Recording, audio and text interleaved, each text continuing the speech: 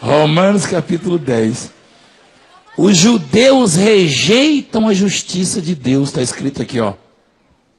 Naquela época. Irmãos, a boa vontade do meu coração,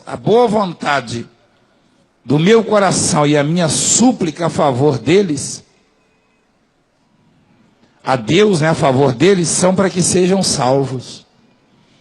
O apóstolo disse que o desejo do coração e a oração era para que os judeus fossem salvos. Olha lá. Porque lhes dou testemunho de que eles têm zelo por Deus. Quer dizer, o povo judeu tem zelo por Deus. Porém, não com entendimento. Eles têm zelo por Deus, porém, não com entendimento. O que ele quer dizer com isso? Que eles são religiosos, como há religiosos no mundo inteiro e muitos religiosos. Aliás, são incontáveis as religiões. Normalmente o religioso tem zelo por Deus, tem sede, mas não é com entendimento. Quer dizer, eles não entendem, não conhecem, não sabem o caminho. Porque não basta ser religioso, ou ter uma religião, uma placa de uma igreja. Não. Tradicional. Paulo queria dizer que a solução para os judeus era receber Cristo como Senhor e Salvador. Porque eles eram extremamente religiosos. E eles tinham um zelo por Deus, mas não aceitavam Cristo como Messias, como Salvador. O significado é, não adianta eu ter uma religião, uma igreja, um sacerdote me orientando, se eu não receber Jesus Cristo como único Senhor e Salvador da minha alma.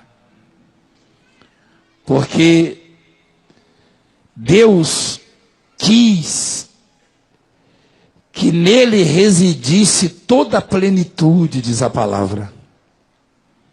Deus quis que a salvação, a vida plena, fosse encontrada em Jesus. Então não adianta você se achar santinho, bonzinho. Não adianta você ser muito religioso, ter os seus rituais, e dizer, não faço mal a ninguém, se você não abrir o coração e não receber Cristo como Senhor e Salvador. Olha lá, onde é que está, meu filho? Colossenses 1:19. Porque aprove a Deus que nele Cristo, né, residisse toda a plenitude. O que é plenitude? É aquilo que é completo, pleno. Então Paulo, ele tinha uma tristeza, porque ele também era judeu, era um cidadão romano, mas era judeu, radicado em Roma depois. Mas ele disse, o meu desejo, a minha súplica a favor deles é para que sejam salvos, porque eu sou testemunha de que eles têm zelo por Deus. Uma coisa é ter zelo, outra coisa é ter conhecimento, entendimento. Uma coisa é você ter senso de justiça, e outra coisa é você saber o que é correto, o que é justo. Às vezes você quer praticar a justiça, mas não sabe o que é. Então, continuando, diz assim, porquanto, desconhecendo a justiça de Deus, e procurando estabelecer a sua própria, não se sujeitaram a que vem de Deus. É a humanidade, né? Não é só judeu. O mundo é assim. Quantas pessoas discutem com vocês sobre o que é certo e o que é errado e batem no peito? A minha religião é verdadeira, a sua é não sei o quê, e papapá, a minha é antiga, e começa e... Não, que eu conheço. Nós não podemos condená-los, criticá-los. Eles estão demonstrando que têm zelo, mas não têm entendimento. Porque não é religião. O Deus Salvador, Ele produz tudo isso que mostramos aqui e muito mais. Por isso que essa obra é diferenciada. Bombardeiam, massacram, não adianta. A igreja fica desse jeito, é dia e noite assim. Dia e noite assim. Porque você está em casa, aí você ouve falar mal da gente. Aí você liga. Aí você vê o leproso purificado. E você sabe que o diabo não purifica leproso e nem o homem. Se o diabo não purifica leproso e nem o homem, você logo já conclui que Deus está nesse lugar porque Ele purificou o leproso. Você vê o cego enxergar, então você pergunta, peraí, o diabo estaria fazendo o cego enxergar? Não. O Valdemiro tem poder, tem recursos próprios para fazer o cego enxergar? Não. Então Deus está lá com ele. Antigamente eles discutiam entre eles. Em João 10, lá no final, alguém disse, ele está louco, ele está endemoniado, e enlouqueceu. Se referindo a Jesus, muitos deles diziam, ele tem demônio e enlouqueceu. Por que o ouves? Olha o que eles diziam de Jesus. Eu falava que Jesus tinha o quê? Meu Deus. Eu tenho que ler bastante a Bíblia, porque você já deve ter percebido que eu sou um sujeito meio genioso. E quando alguém começa a falar besteira, falar que eu tenho demônio, falar que eu sou não sei o quê, às vezes eu fico meio irritado e mando a maldição, e no outro dia eu já vejo o resultado na vida do sujeito. Então eu tenho que me controlar, porque se Jesus, o santo, o justo, o que nunca errou, foi chamado de endemoniado e tolerou isso, eu também tenho que tolerar. Não posso perder a paciência, porque olha lá, falaram de Jesus, muitos deles diziam, ele tem demônio, ele quem? Enlouqueceu. Outros diziam, este modo de falar não é de endemoniado. Pode porventura um demônio abrir os olhos aos cegos? Interrogação. A pergunta está aí. Alguns diziam que Jesus tinha demônio, estava louco. E outros diziam, discutindo entre eles, pode porventura um demônio abrir os olhos ao cego? Se o demônio veio para cegar, daí ele já não pode abrir os olhos do cego, não é verdade? Então, eu tenho que entender e conviver. E pregar a palavra para quem quer me ouvir, quem quer aceitar. Uns não querem. Eu tenho que pregar e mostrar, eu vou continuar mostrando cada vez mais. Eu vou mostrar o cego enxergando, o leproso purificado, o que era pobre enriquecendo, prosperando, eu vou mostrar. O que era drogado do crack, chorando no meu ombro aqui, glorificando a Deus, como eu mostrei. Agora, quem não quiser aceitar, o que eu posso fazer? Quando estiver ardendo no fogo do inferno, não vai dizer que não foi avisado não, porque eu sou um atalaia, e eu aviso mesmo, eu falo o que está escrito aqui. Quando estiver chamuscando, não vai dizer que não ouviu, porque você está ouvindo a palavra. E você está vendo os milagres que Deus faz. Você está ouvindo e está vendo. Então, continuando em Romanos, o apóstolo disse, Romanos 10, versículo 4. Porque o fim da lei é Cristo. O fim da lei é o quê? para a justiça de todo aquele que crê. Você entendeu isso aí, não, né? Eu tenho a impressão que alguns de vocês não entendiam muito bem a Bíblia e depois começaram a acompanhar esse ministério, estão entendendo bem melhor a Bíblia. É verdade isso aí? Quem pode confessar isso? É verdade? É. Porque a Bíblia aqui, tá certo que eu demoro, né? Esse dia eu estava falando com uma bispa aí, os bispos, eu falei assim, eu faço a reunião, às vezes eu me proponho fazer as 4 reuniões, igual eu vou fazer hoje, daqui a pouco eu vou fazer a outra. Aí eu falei, na primeira eu gasto 3 horas, 2 horas e meia, 3 horas. Aí eu era para gastar menos na segunda e gasto mais. Aí a bispa falou, é provável que você na última gaste 4 horas. Na teoria, eu deveria gastar menos, porque eu estou cansado. Só que eu tinha uma coisa comigo. Tudo que eu faço na vida, eu dou 100% da minha vida. Ou então eu não faço. Seja o que for.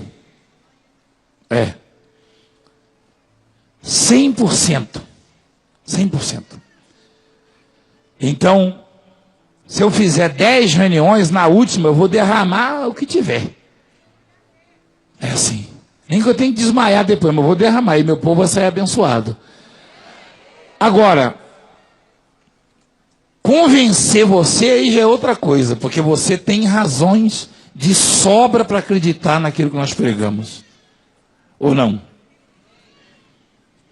Então, continuando, diz assim, porque o fim da lei é Cristo, para a justiça de todo aquele, ou seja, aquele que crê, ele que deveria ser pela lei julgado, condenado, aquele que deveria pagar pelos seus delitos, o fato dele crer o absolve de toda a culpa, de todos os delitos. Eu não sei se você está entendendo. A fé ela é tão preciosa, é tão valiosa para Deus, que uma vez você manifestando a sua fé em Cristo Jesus, ele apaga o seu passado e não se lembra mais dos seus delitos. Mas só a fé, o crer em Jesus Cristo como único Senhor e Salvador pode te dar esse privilégio. Não é o crer no Valdemiro, idolatrar o Valdemiro, ou na placa da igreja, não. O distribuir cestas básicas, ou cestas básicas, isso é bom. Para quem não tem o alimento, é maravilhoso. Mas isso também não apaga os seus pecados. O que apaga os seus pecados é crer que Jesus Cristo é o caminho, a verdade e a vida. É o Salvador, o único Salvador da sua vida, da sua alma. Se você crer no sangue de Jesus que foi derramado por você, ele passa uma borracha, uma esponja e lava os seus pecados. Do contrário, você pode dar nó até em pingo d'água, você não vai conseguir nada. Então o fim da lei é Cristo, para a justiça de todo aquele que crê. Ora, Moisés escreveu que o homem que praticar a justiça decorrente da lei viverá por ela. Mas a justiça decorrente da fé, assim diz: não perguntes em teu coração quem subirá ao céu, isto é, para trazer do alto a Cristo, ou quem descerá ao abismo, ao inferno, isto é, para levantar Cristo dentre os mortos. Porém, o que se diz? A palavra está perto de ti, na tua boca e no teu coração. Isto é, a palavra da fé que pregamos. Se com a tua boca confessares Jesus Cristo como Senhor, e em teu coração creres que Deus o ressuscitou dentre os mortos, serás salvo. Não tem resenha. Não tem rituais macabros. Vai ter tanta gente invocada comigo. O que eu posso fazer? Eu não vou mudar minha pregação por causa daqueles que me ameaçam, que me perseguem. Porque inventam tanto, mas inventam. Cria tantos obstáculos para as pessoas, para o povo. O povo fica apavorado, porque tem igreja que o sujeito tem que fazer curso para ser salvo. Fazer curso. Tem igreja que o sujeito diz assim, você não pode tomar Santa Ceia. Você não pode. Como? E a Bíblia diz, examine-se, pois, o homem a si mesmo, em relação à Santa Ceia. Quer dizer, nenhum orelhudo pode te julgar ou condenar. Você tem que fazer um autoexame. Você e Deus. Ninguém te manda para o inferno e ninguém te manda para o céu. É você mesmo. Se você confessar Cristo como Senhor, você será salvo. Não adianta inventar. Ficam botando pedras no caminho do povo. E a pessoa luta daqui, tadinha, dali, nada. Não muda nada. Você viu? Você percebe a senhora ali pelo perfil. Eu perguntei, a senhora é crente há quanto tempo de outra igreja? 10 anos. E ela chamou o marido para a igreja dela? Não, vai lá na Mundial. Lá em São Paulo. A dela deve ser do lado da casa dela. Vai lá em São Paulo. Fazer o quê? Porque o sujeito fica resenhando. Eles acham, eu já ouvi tantos líderes falarem isso. Eles acham que quanto mais fardo colocar para você carregar, melhor é para segurar você na igreja. E Jesus fala sobre os fardos. Aí fica aquele monte, deixa para lá, mas fica aquele monte de doutrina, de ensinamento de homem. Não, que o crente não pode ir à praia, que o crente não pode jogar bola, que o crente não pode comer isso, que o crente não pode comer. Sai do meu pé, rapaz. Oxente, bichinho. O Pedro falou. Aliás, o Paulo. O Pedro foi repreendido, porque Deus mostrou um lençol com todo tipo de animais. Come, Pedro. Ele falou, eu não vou comer coisa imunda. Ele falou, não chama de imundo aquilo que eu santifiquei. E o Paulo falou, se alguém come, não critica o que não come. O que não come, não critica o que come. Porque tudo apresentado a Deus se torna santo e apto para ser ingerido, para ser consumido. Então para de inventar, rapaz. Por que só leio uma parte, só o que interessa? Só prega o que interessa na Bíblia, só prega o que interessa.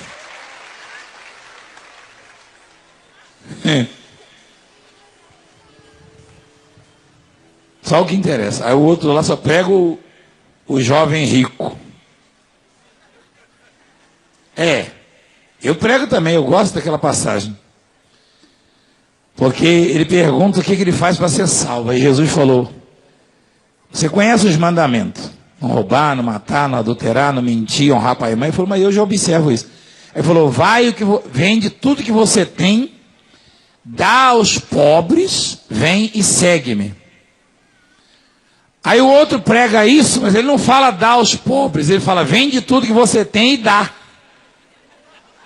Mas ele não fala dar aos pobres, porque ele manda dar na igreja. Ele está errado. Ele está errado por quê? Porque primeiro ele fala a Bíblia, Jesus falou para o sujeito dar tudo, falou para aquele lá. Porque ele tinha o coração nos bens, mas falou para dar aos pobres. Por que o sujeito manda dar na igreja? Tudo que tem. Aí vem para cima de mim me perseguir. Eu falo. Eu falei, irmão, peraí, ó. Jesus falou, vende e dá aos pobres. Você fala para vender e dar na igreja? Então, acontece que se o sacerdote pregar a Bíblia do jeito que Ele vai abraçar, vai ter milagre, ele vai soprar, vai ter milagre, ele vai olhar, vai ter milagre, ele vai falar, vai ter milagre, ele vai transpirar, vai ter milagre. É desse jeito. Aí fica inventando, depois fica com ciúme de mim, com inveja. Para que fica inventando? Por que não prega a palavra do jeito que ele é? Deus falou para o Caim, se você tivesse dado a mesma oferta que Abel deu, você não teria sido aceito? Você quis fazer diferente? Aí agora, você fica aí, querendo matar o seu irmão, ó.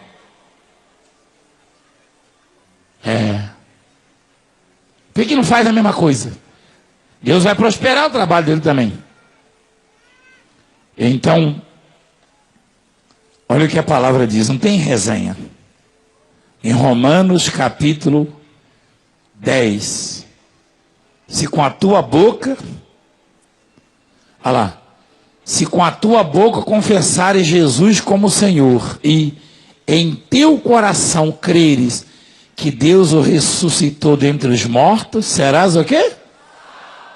Porque com o coração se crê para a justiça e com a boca se confessa a respeito da salvação. Porquanto a Escritura diz, todo aquele que nele crê não será confundido. Amém? Todo aquele que nele crê não será confundido. No versículo 13 diz assim, aliás, versículo 12, pois não há distinção entre judeu e grego, não há acepção, diferença, uma vez que o mesmo é o Senhor de todos, rico para com todos os que o invocam. Deus é rico para quem? Se eu não invocar, e se eu invocar, ele será rico comigo? Para comigo? Sim. Aí vai ter muita gente com inveja. Você quer um conselho? Invoca o Senhor o tempo inteiro. Você quer um conselho? Quem já invocou o Senhor hoje aqui? Você quer um conselho? Quando chegar em casa, invoca de novo. Quando for dormir, invoca de novo. Quando amanhecer, invoca. Porque Ele é rico para com todos aqueles que o invocam. Aí o vizinho vai com inveja de você. Olha lá, tá metido, é o carrão dele. Olha ela, olha o cabelo dela. Não tinha, ninguém dava jeito, agora ficou rica. Tá cheio de fofoqueiro, tá linguarudo. Ó. Deus é rico para com todos que o invocam. Amém? Aí o preguiçoso fica com inveja. Preguiçoso morre de inveja. Não trabalha. Continuando, diz assim: não há distinção, não há acepção, separação. Deus não ama mais este do que aquele, nem mais aquele do que este, mais os evangélicos do que os católicos, não. Deus ama todos. E quem o invocar será abençoado, porque Ele é rico para aquele que o invoca. Amém, gente? Continuando, para resumir. Para terminar, perdão, resumir é difícil. Não, porque é muita coisa para falar. Vamos lá. Versículo 14.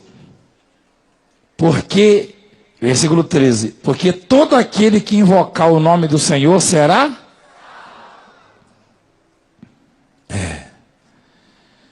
Porque todo aquele que invocar o nome do Senhor será salvo. Este será salvo não é só no sentido da vida eterna. Não. Se você observar na Bíblia, há momentos em que cegos invocam o Senhor e Deus abre os olhos do cego e diz assim, Jesus diz assim, a tua fé é o quê? Salvou de quê? Ele está falando de vida eterna ali, não? Não. O que foi curado da lepra aqui está garantido no céu? O que foi curado de cegueira está garantido no céu? O que prosperou está garantido no céu. Então por que Jesus disse para a mulher hemorrágica, por exemplo, a tua fé te salvou? Porque acabou a hemorragia, a mulher hemorrágica, né? Porque acabou a hemorragia, ela estava garantida no céu? Não, estava não. Salvou de quê então? Da doença. Então, todo que invocar o nome do Senhor será salvo. Também eternamente, mas salvo no sentido do livramento, da cura, da libertação, da transformação, a libertação das drogas. Quer dizer, a qualidade de vida que você procura não está neste ou naquele governante, neste ou naquele pastor ou sacerdote. Está no invocar o nome de Jesus. Se você invocar o nome de Jesus, você será salvo, será abençoado. Quem entendeu? Diga glória a Deus. Fica de pé, deixa eu apresentar a sua vida, os seus caminhos. Daqui a pouco, esse povo vai e entra outro povo que vai participar conosco aqui do clamor